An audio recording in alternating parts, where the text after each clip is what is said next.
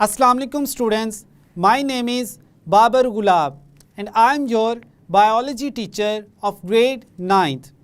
Today we will discuss facilitated diffusion and osmosis. To understand this concept, let's move towards the whiteboard. Students, आज के lecture में हम बात करेंगे facilitated diffusion की और osmosis की। ये आज का हमारा टॉपिक है। स्टूडेंट्स, प्रीवियस लेक्चर में हमने एक्सप्लेन किया था डिफ्यूजन को। हमने कहा डिफ्यूजन जो है वो मॉलिक्यूल्स की मूवमेंट है from area of high concentration to area of low concentration along the concentration gradient. साथ ही साथ हमने डिफ्यूजन को डिफरेंट एग्जांपल्स की हेल्प से भी अंडरस्टैंड किया था। लाइक हमने एग्जांपल की थी फिशेस के गिल्स में जो ऑक्सीजन है वो किस तरह से डिफ्यूज़ करती है। फिर हमने कहा मेम्ब्रेन्स के थ्रू जो ग्लूकोज मॉलिक्यूल्स हैं वो किस तरह डिफ्यूज़ करते हैं। हमने साथ ही साथ बात की कि जो ह्यूमंस में गैसेस एक्सचेंज है वो भी कैसे होता है, या इन शॉर्ट हम कहें कि जितने भी मॉलिक्यूल्स हैं वो डिफ्यूजन के थ्रू किस तरह से मूव करते हैं, इसको हमने एक्सप्लेन किया था। हमने कहा था कि डिफ्यूजन जो है वो एक पैसिव ट्रांसपोर्ट है क्योंकि इसमें एनर्जी जो है वो रिक्वायर नहीं होती। अब हम देखते हैं फैसिलिटेटेड डिफ्यूजन को। फैसिलिटेटेड डिफ्यूजन जो है इसकी अगर हम डेफिनेशन देखें, हम कहते हैं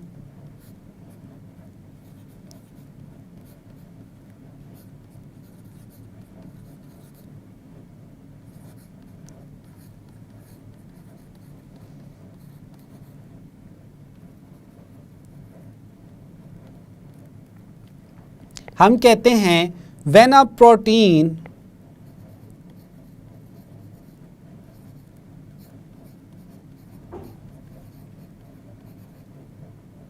when a transport protein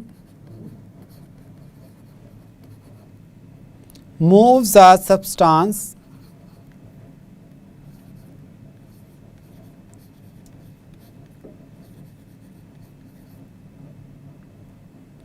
from higher to lower concentration।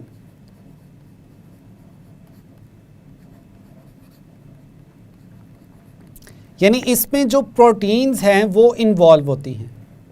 Proteins की हेल्प से जो मॉलिक्यूल्स हैं या सब्सटेंसेस हैं उनको ट्रांसपोर्ट किया जाता है अलोंग द कंसंट्रेशन ग्रेडियंट, यानी उनकी हाई कंसंट्रेशन से लो कंसंट्रेशन की तरफ।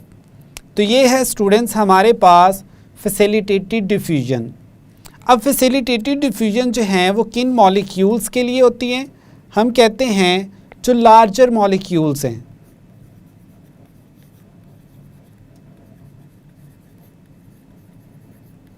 वो मॉलिक्यूल जो सिंपल डिफ्यूजन के थ्रू सेल मेम्ब्रेन को क्रॉस नहीं कर सकते।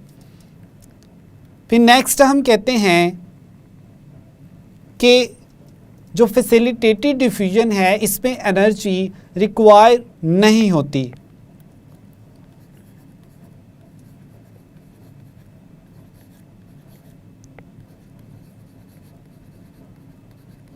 इसी वजह से क्योंकि इसमें कोई एनर्जी रिक्वायर नहीं होती मॉलिक्यूल्स को ट्रांसपोर्ट करने में, तो इसको हम कहते हैं पैसिव ट्रांसपोर्ट।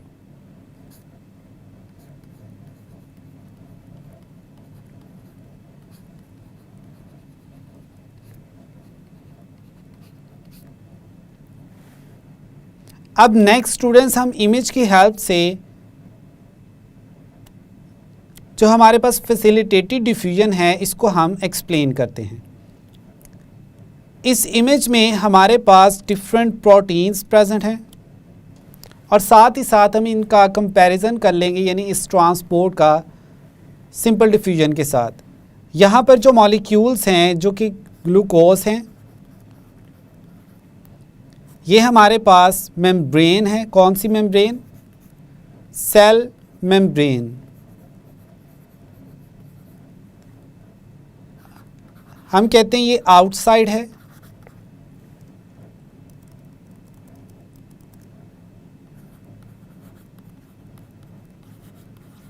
और ये हमारे पास सेल की इनसाइड है, यानी इनसाइड ऑफ सेल। अब ये जो ग्लूकोज के मॉलिक्यूल्स हैं ये सिंपली डिफ्यूज़ करके अपनी हाई कंसंट्रेशन से लो कंसंट्रेशन की तरफ मूव कर जाते हैं और मेम्ब्रेन को क्रॉस कर लेते हैं। इसको हम कहते हैं डिफ्यूजन। डिफ्यूजन में तो कोई किसी किस्म की प्रोटीन जो हैं वो इन्वॉल्व नहीं है इन मॉलिक्यूल्स को ट्रांसपोर्ट करने में। लेकिन सेल मेम्ब्रेन के अगर स्ट्रक्चर में देखा जाए तो हमारे पास डिफरेंट प्रोटीन्स होती हैं, like channel proteins and carrier proteins.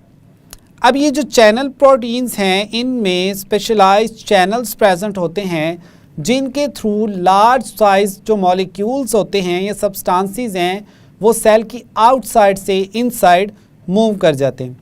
Like ये हमारे पास कुछ सब्सटेंसेस हैं, आप देखेंगे कि ये हमारे पास जो चैनल है इसमें ये मॉलिक्यूल मूव करते करते सेल के अंदर पहुंच जाता है। और इसी तरह से अगर मॉलिक्यूल्स को सेल से बाहर निकालना हो तो इन्हीं चैनल्स के थ्रू जो मॉलिक्यूल्स हैं वो सेल से बाहर भी ट्रांसपोर्ट किए जाते हैं। तो यहाँ पर जो स्ट्रक्चर्स इन्वॉल्व हैं वो है हमारे पास प्रोटीन्स। अब प्रोटीन्स की हेल्प से इन मॉलिक्यूल्स की ट्रांसपोर्ट को फैसिलिटेट किया जाता है। That's why this transport type is known as facilitated diffusion, यानी इसमें स्पेशलाइज्ड स्ट्रक्चर्स फैसिलिटेट करते हैं। अब दूसरी तरफ हमारे पास एग्जाम्पल है, ये जो सेकंड है हमारे पास, ये क्या है, कैरियर प्रोटीन्स। अब सेल मेम्ब्रेन के स्ट्रक्चर में स्पेशलाइज्ड कैरियर प्रोटीन्स प्रेजेंट होती हैं जिनके थ्रू जो मॉलिक्यूल्स हैं वो सेल की आउटसाइड से इनसाइड ट्रांसपोर्ट किए जाते हैं without any expenditure of energy, यानी यहाँ पर किसी किस्म की जो एनर्जी है वो रिक्वायर नहीं होती। अब यहाँ तक स्टूडेंट्स हमने एक्सप्लेन किया फैसिलिटेटेड डिफ्यूजन को। अब हम बात करते हैं ऑस्मोसिस की।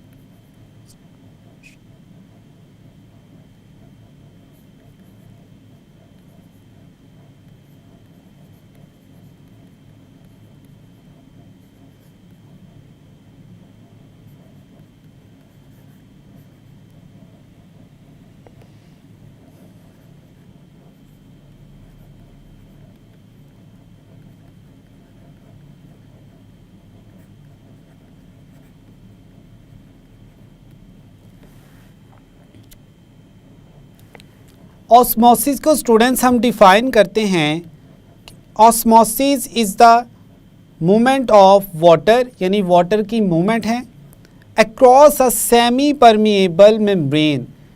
अब सेमी परमिएबल मेम्ब्रेन क्या है, ऐसी मेम्ब्रेन जो कुछ मटेरियल या सब्सटेंसेस को अलाउ करे पास होने के लिए जबकि कुछ को ना करे। इस तरह की मेम्ब्रेन को हम कहते हैं semi permeable membrane. from a solution of lesser solute concentration to a solution of higher solute concentration.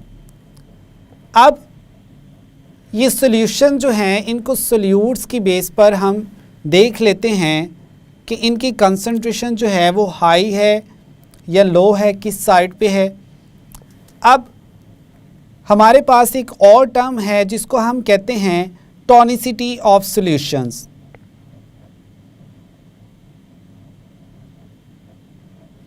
टॉनिसिटी का मतलब है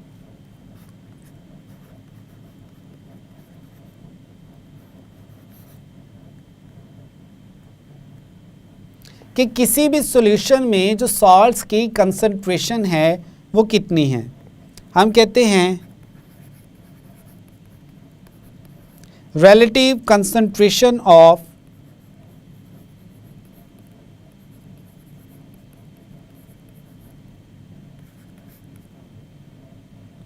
solutes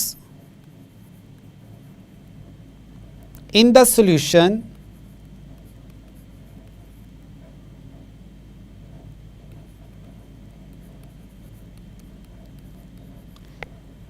is known as tonicity. अब ये हमारे पास एक वाटर जार है. अगर इसमें हम देखें तो हमारे पास ये वाटर है,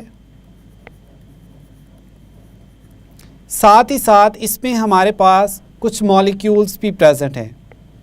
लाइक यहाँ पर अगर हम रिप्रेजेंट करें, हम कह लेते हैं कि ये सॉल्ट्स मॉलिक्यूल्स हैं.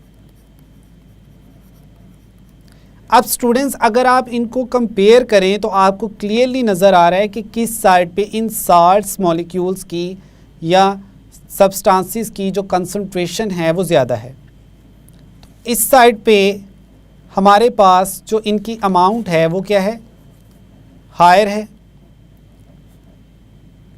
यानी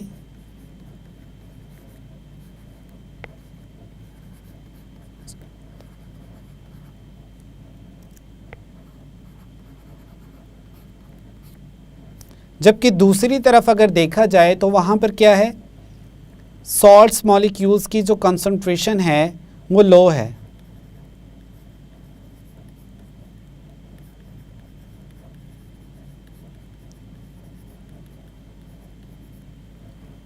अब जो वाटर है वो मूव करेगा किस तरफ, जहाँ पर सॉल्ट्स की कंसंट्रेशन ज़्यादा है. लाइक ये हमारे पास वाटर मॉलिक्यूल्स हैं तो ये इस तरफ मूव करेंगे जहाँ पर सॉल्ट्स की कंसंट्रेशन क्या है, हाई है. अब इस तरह के सॉल्यूशंस को जिसमें सॉल्ट्स की कंसंट्रेशन ज़्यादा हो उसको हम कहते हैं concentrated solutions.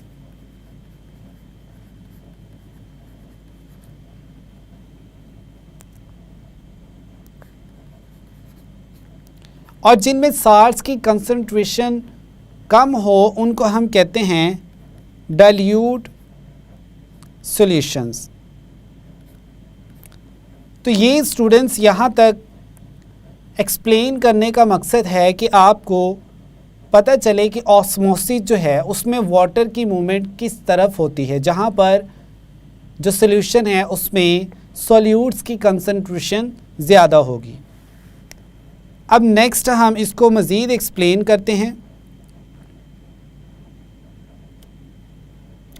With the help of different terms like hypertonic, hypotonic and isotonic. Students इस इमेज में हमने ये जो जार है इसकी दोनों साइड्स पे जो सॉल्ट्स मॉलिक्यूल्स की कंसंट्रेशन है उसको एक्सप्लेन किया. अब हाइपर का मतलब होता है हाई अमाउंट या हाई भी हम कहते हैं, और हाइपो का मतलब होता है लो अमाउंट. अब अमाउंट हम देख रहे हैं या हाइपो या हाइपरटोनिक जो है वो किस रेफरेंस से हम देख रहे हैं, सॉल्ट के रेफरेंस से. तो अब ये जो हमारे पास सॉल्यूशन है इस सेमी परमिएबल से लेफ़्ट साइड पे, इसमें चूँकि सॉल्ट्स मॉलिक्यूल्स की जो कंसंट्रेशन है वो क्या है, कम है, तो इसको हम कहेंगे हाइपोटोनिक। और जो दूसरी तरफ हमारे पास यहाँ पर है जिसमें सॉल्ट्स की कंसंट्रेशन ज़्यादा है, इसको हम क्या कह रहे हैं, हाइपरटोनिक।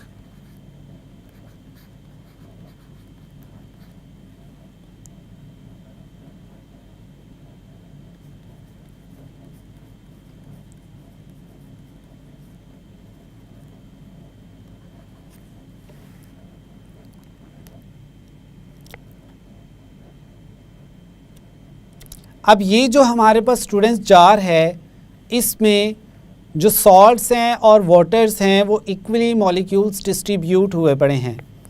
अगर आप देखें तो ये जो सॉल्ट्स मॉलिक्यूल्स हैं, ये सॉल्ट्स के जो एटम्स हैं, ये इस पूरे जार में इक्वली डिस्ट्रीब्यूट हैं।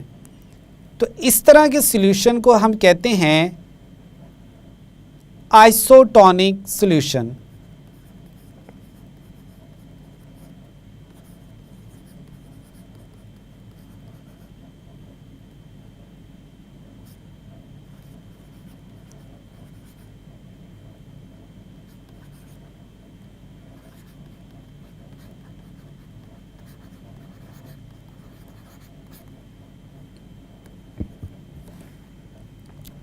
अब इन तीनों टर्म्स को हम अगेन देख लेते हैं। हमने कहा हाइपरटोनिक,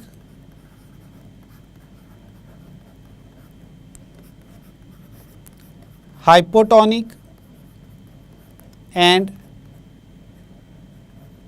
आइसोटोनिक।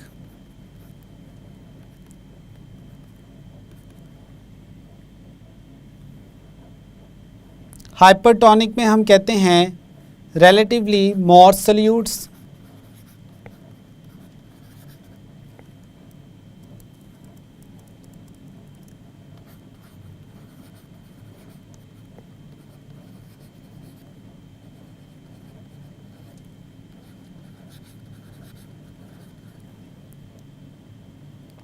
हाइपरटोनिक में हम कहते हैं relatively less solutes, और फाइनली आइसोटोनिक हम कहते हैं इक्वल कंसंट्रेशन ऑफ सोल्यूट्स।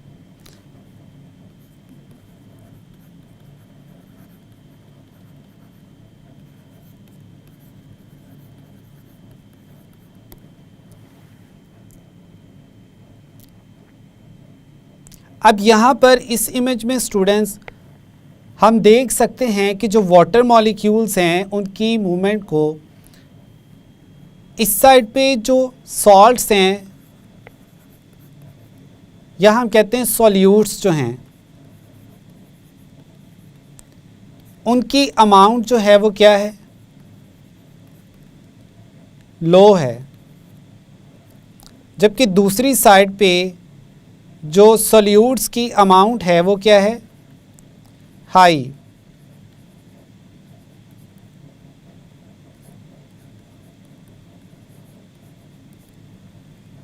अब नेक्स्ट आप देख सकते हैं कि जो वाटर था, वाटर लेवल वो लेफ़्ट साइड पे डिक्रीज़ कर गया, क्योंकि वाटर यहाँ से जो था वो किस तरह मूव कर गया, जहाँ पर सॉल्ट्स की कंसंट्रेशन क्या है, हाई है। तो इस फिनोमिना को हम कहते हैं ऑस्मोसिस। लेकिन साथ ही साथ हमने बात की थी कि जो वाटर मॉलिक्यूल्स की मूवमेंट है वो across a semi permeable membrane होगी। तो इस सेंटर में आप एक मेम्ब्रेन देख सकते हैं क्लियरली यहाँ पर, जिसको हम सेमी परमिएबल मेम्ब्रेन भी कहते हैं।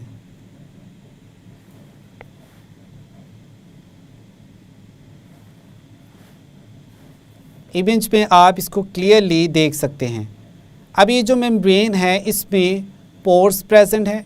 इन पोर्स के थ्रू जो है वाटर मॉलिक्यूल्स क्रॉस कर सकते हैं इजीली।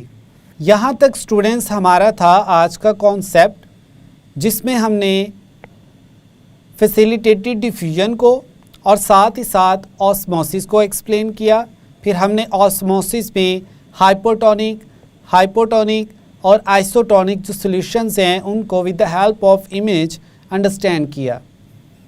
तो यहाँ तक आज का जो हमारा लेक्चर था वो कंप्लीट हुआ। स्टूडेंट्स, आज के लेक्चर में हमने एक्सप्लेन किया फैसिलिटेटेड डिफ्यूजन को और साथ ही साथ हमने बात की ऑस्मोसिस की। फैसिलिटेटेड डिफ्यूजन के बारे में हमने कहा ये एक पैसिव ट्रांसपोर्ट है क्योंकि इसमें एनर्जी जो है वो रिक्वायर नहीं होती। फिर हमने एक्सप्लेन किया ऑस्मोसिस को, जिसमें हमने डिफरेंट जो इन्वायरमेंट्स हैं like hypertonic, hypotonic and isotonic, और या हम कह सकते हैं कि डिफरेंट जो सॉल्यूशंस हैं उनको एक्सप्लेन किया। I hope now you have a clear idea about facilitated diffusion and osmosis. मिलते हैं नेक्स्ट लेक्चर में। अल्लाह हाफिज़।